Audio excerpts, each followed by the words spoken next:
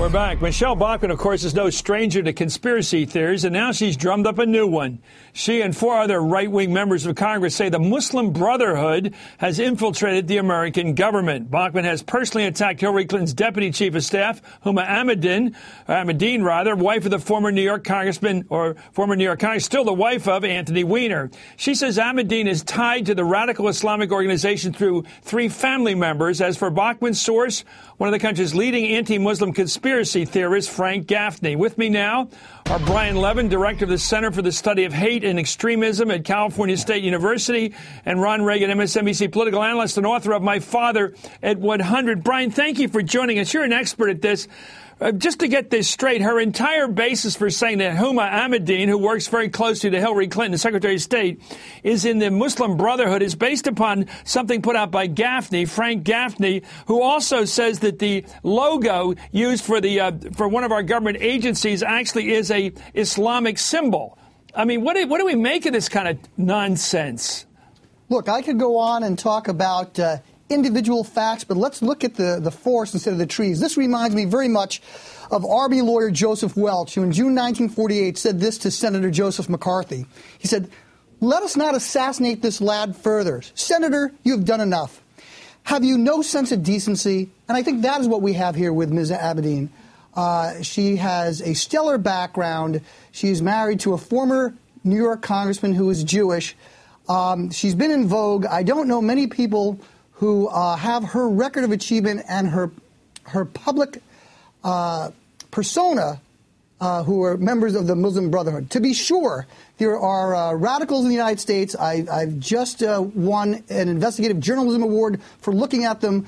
But some of these folks that they are pointing to, such as Huma Abedin or Rashad Hussein, are really being publicly assassinated. And I think any person with decency has to go on national television and say, enough is enough. This is the person. Let's get a background and a reminder here. By the way, in her letter to the State Department's Deputy Inspector General, this is what this U.S. Congresswoman from Minnesota, Bachmann, singled out, as you point out, Brian, longtime Hillary Clinton aide Huma Abedin as having ties to the Muslim Brotherhood. Here's what she writes. This is a U.S. Congressman. Quote, "For example, according to the Muslim Brotherhood in America, the enemy within, a product of the Center for Security Policy, the department's Deputy Chief of Staff, Huma Abedin, has 3 family members, her late father, her mother, and her brother connected to Muslim Brotherhood operatives and or organizations. Her position affords her routine access to the secretary and to policymaking. Ron Reagan." This assumption here that anybody would buy this malarkey, that somehow Huma is able to manipulate somebody as sophisticated politically as Hillary Clinton, with all the commitments she's made to the state of Israel, obviously to her country, is somehow being tooled around by the wily nature of Huma Abedin, who's working as a lifetime mole, is crazy talk. Isn't it? If crazy were people, Michele Bachmann would be China, Chris. When this topic first came up, I thought, why are we acting as a megaphone for this sort of lunacy? It's clearly dog whistle politics in part. Who knows if Michele Bachmann because they win if Obama loses. That's what you have to keep reminding people. The stakes and a lot of other things in our politics, this loony right wins if the center left loses. We want to all remember that. And that's really the point I'm heading towards here. While at first I thought, why are we offering a megaphone? I actually think we're doing the Lord's work in a way, if you will, by bringing attention to people like Michele Bachmann, because she is an integral part of the Republican brand. And while Mitt Romney, let's say, may not believe that there's a Muslim Brotherhood conspiracy in the State Department or the U.S. government, some people do. And if you vote for Mitt Romney, that comes with him. This is part of the Republican Party today. It's part of the winning ticket. Let me go back to Brian. You're an expert.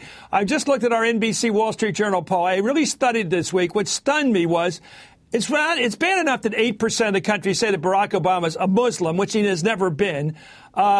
The 40% say they're not willing to say what he is. In other words, their sneaky little attack line is, I don't believe a word he says. So 40% are out there basically chomping on this, enjoying the fact that they're creating some mystery here about his background, meaning, hint, hint, he really is a foreigner. He really is dangerous. He really is a Muslim. It's working. The nuts are winning the argument. Brian? It is working, and unfortunately, what this kind of stuff does is it marginalizes people of goodwill who happen to be Muslim or happen to be on one or the other side of the political spectrum. And I think Congress people like Alan West and Michele Bachmann, who point people as either pro-American or anti-American, only if they believe in their particular positions, are doing a great disservice to the electorate. Here's Alan West, by the way, guys. Here's Alan West. We only have a little time. Here's Alan West singling out the communists in our government. Here it is. This is Joe McCarthy reliving. I believe there's about 78 to 81 members of the Democrat Party that are members of the Communist Party. Well, there you have it, Brian. How many communists do figure in the Congress? I say 0.